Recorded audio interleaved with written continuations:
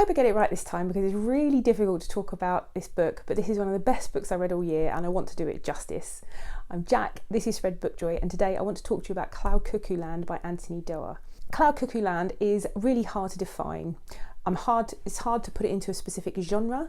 Essentially, it is a book about books and stories and our relationship to them and the importance of them in our lives. And it's 3 separate timelines, historical fiction, contemporary in some ways, and then science fiction, because one of the timelines is in the future. And all of these timelines and all of the characters within them, it's multiple perspective. They're bound together by an ancient text. And this book, I couldn't stop reading it and absolutely fell in love with it. It's definitely, I think, going to be one of my top books, if not my favourite book of 2024. And I want to thank my wonderful friend Alice for this gift of an amazing book, because I would never have picked it up. And sadly, I can't talk to Alice about it because she passed away this year. And we picked Cuckoo Land, my friend Gemma and I, as one of the books we're reading as part of our book club that we run, which I won't talk about in any detail, but it's called the Fear of Missing Out Book Club, the FOMO Book Club, and Gemma and I ran it with Alice for 2 years. We put it together with her, and when she passed away this year, Gemma and I decided to keep it going because it's something we all loved and we were all very passionate about. And we started our new run of books with a choice from Alice, because this was a book that she continually championed on her channel. If you watch her channel, and I'll link it in the description box, you'll see a copy of Cuckoo Land behind her while she's talking. She loved that book so much and she was continually pushing us to read it, and we finally did. It's so very bittersweet because it feels like an amazing gift from my friend I've been left with, and all of us that read the book in the last month that were chatting, who are really close friends with Alice, really loved it. I have yet to hear Gemma's thoughts on it fully though, but we are going to talk about it on a live discussion at the end of this month. So I'm filming this on the 15th of December, and at the end of December, Gemma and I will be doing our live show where we talk about the book and get comments, questions from people as part of the club. So by the time this video goes out, we'll have done that. So I'll link that in the description box below as well if you want to check it out. But yeah, so it was bittersweet because Alice was right. Alice was so right. She said she knew it would be a me book, and she kept championing it, and she said she thought I would love it, and she was right. So the bittersweet is obviously I don't get to talk to her about it, but she's left me with an amazing gift. So every now and again a book comes along that you just are swept away in, and this book was that for me. I'm going to try and describe the book and do a kind of synopsis of it without spoilers, and then I can't really talk about it in depth without spoilers. So I'm going to put a warning about spoilers, and I'll put a link in the description box so you can skip forward the timestamp if you don't want spoilers. So I'm going to try and talk about Cuckoo Land without spoilers, and just briefly talk about why you should read it if you haven't read it, without giving too much away, because I don't want you to open this book and know much about it. I went into it just knowing these things. I went into it knowing it was a book about books, and there was an ancient text connecting these timelines, and there were multiple timelines and multiple characters. That's all I knew going into it, and I really don't want to spoil it for you if you haven't read it by talking to you about the characters, about the timelines and what goes on in them. I want it to unfold for you the way it unfolded for me, and they're all connected by a text which Anthony Doerr wrote for the book, but it's supposedly in the book he says it's by someone called Antonius Diogenes, and Antonius Diogenes is an author that we know existed in classical times, but we have none of their work. We don't have his work because it never made it to modern times, but is referenced by other writers over the years, and that is how we know that he existed and he was a writer. So Anthony Doerr took this idea and he ran with it, and he created a lost work from Antonius Diogenes called Cuckoo Land, and he called it that. And it really feeds into this story, and I just found it very fascinating as to why he called the book that. But Cuckoo Land really, when we talk about someone living in cloud cuckoo land, we talk about them living in with their kind of like their head in the clouds. You know, they've got these unrealistic expectations. They're almost an extremely foolish person who goes around thinking, you know, that everything's fine, that life's going to work out, that they've got these blinkers on when it comes to the way they're living, and that they're just, like I said, if you say someone's living in cloud cuckoo land, it is not a compliment. It basically means that they have just got their blinkers on, and they have these unrealistic expectations of everything turning out fine. And each of these characters in this story, because the strength of this book is these characters, and they're all connected to the text, and you uncover this as it goes along. You uncover it, and you uncover their connections to the text, to each other. And it's kind of one of those books that if I tell you too much about the stories and the timelines, it's going to ruin it for you. But I suppose I can tell you there's an historical timeline, a modern day timeline, which also gets to be a bit historical, because one of the characters in the modern day timeline, we go back and look over his life, and he's an old man at that point that we first meet him. And then there is another character living at some undetermined point in the future. And yeah, I'm not going to tell you any more about it. Go and read it. If you've not read it, and if I haven't convinced you from my enthusiasm for it and my love for this book and the characters within it, and the way that Anthony Doerr just connected all of these stories, then you can watch the next bit, because I'm going to go into full-on spoilers for it, because it's impossible to talk about it in any depth and in any way without spoiling it for you. So I'm going to do that now. If you want to skip ahead to the end, I don't know if I will add anything at the end. I might do, but I'll leave timestamps in the description box so you can avoid spoilers. But if you are convinced, go and read it, and then come back here and tell me what you thought about it. I absolutely love this book. If you have read it, then you'll know that in the ancient time, the old timeline, the 1453 timeline, we have Anna living in Constantinople, and Omir, who is a farmer who's conscripted into the Sultan's army to invade Constantinople. And I love these characters. Anna is an orphan, and she's a dreamer, and she finds out about these ancient texts, and she learns how to read.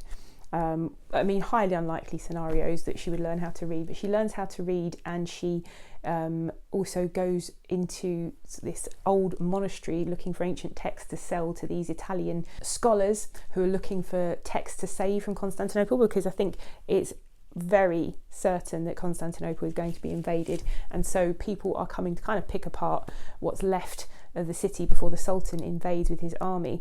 And Anna's story is wonderful. She is so resilient and brave, and she's so clever, and then she obviously gets this text, and her sister is sick, and so she uses the text as a way to take her sister out of herself when she's very sick, and she reads it to her sister, and her sister forgets that she's ill, forgets her pain for some of the time, because her sister has blinding headaches, and she does this out of guilt because the sister has these headaches ever since she got a beating for having the book in their room, and their master of the place that they're orphans in and they do needlework for thought the book belonged to the sister. So she's got this level of guilt, but she reads the book to her. And then later on, Omir, who is also an amazing character, Omir is just kind. He's born with a cleft palate, and so he's shunned by the people in their village, and their whole family are, because he's seen as like a devil child who'll bring bad luck, and so they go and live off on their own. And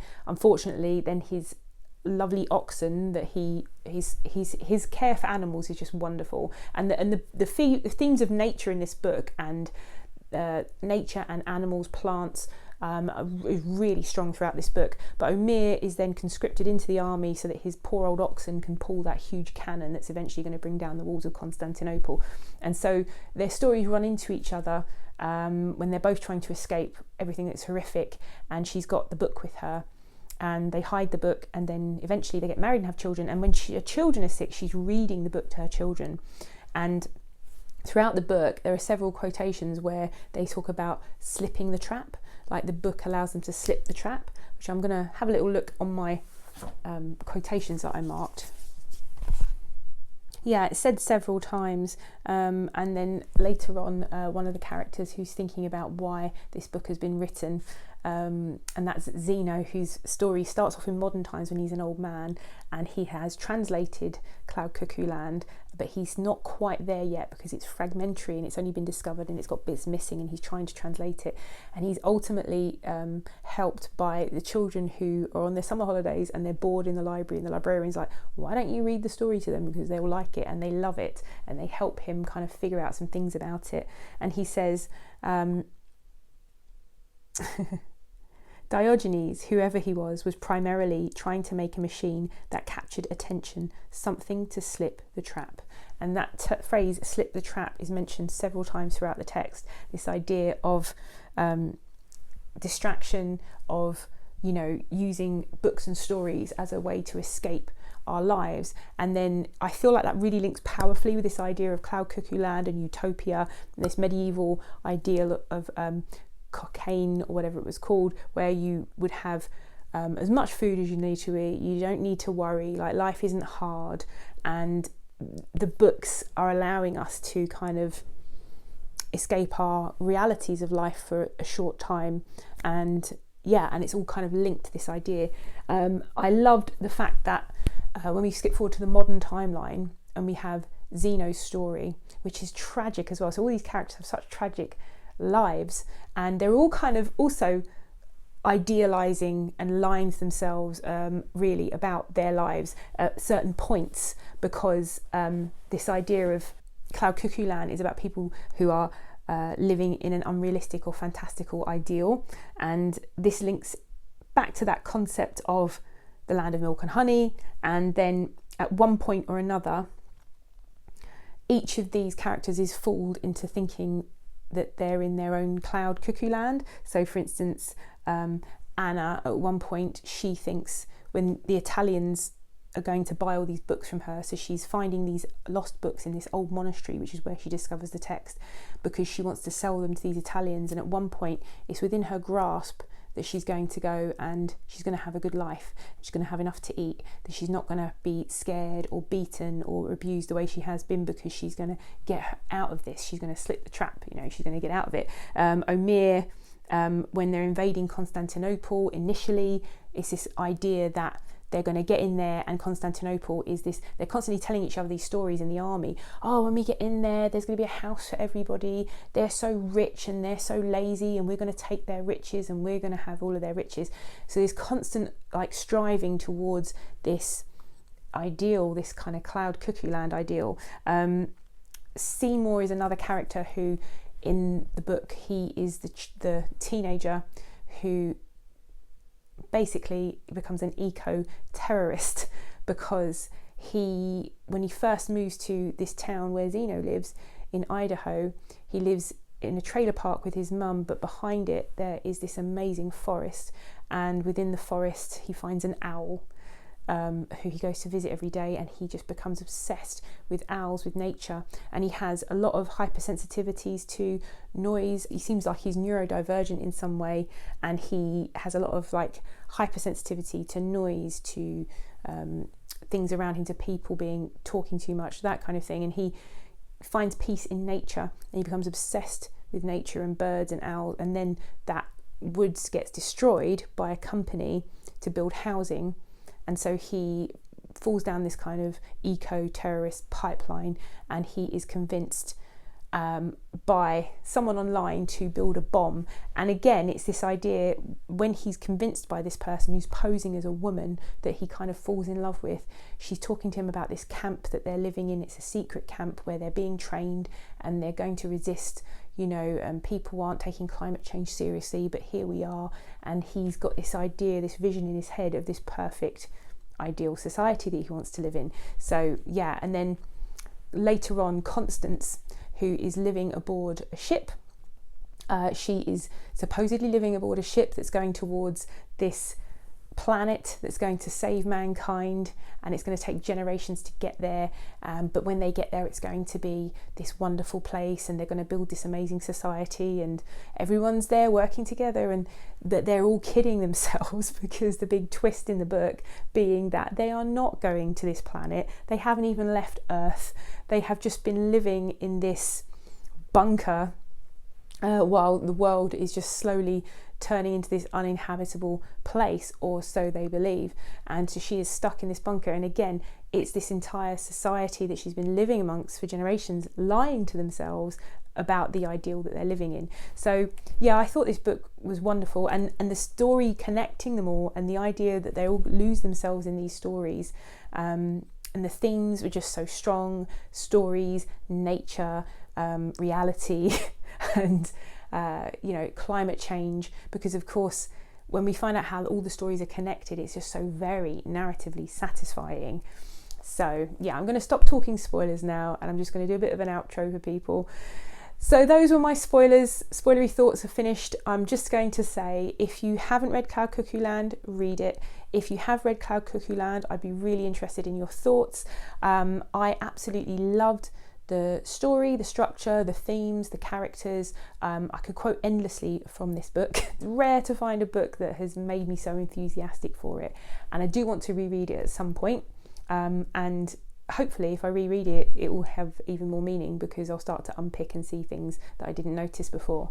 If you are going to get a copy of Cloud Cuckoo Land and you like a discount, I have a 5% discount code for the online book retailer Books Please, and if you do buy it from them, I will get a small percentage of the sale price at no extra cost to you, and it helps me run the channel and that kind of thing. So yeah, get that discount if you want it. If you've never been here before and you like this review, though it was quite rambly, so I apologise, but I'm just so enthusiastic for this book, my mind kept pinging off on lots of tangents. But if you like this review, maybe think about subscribing and sticking around, and hopefully I will see you again here soon. Bye!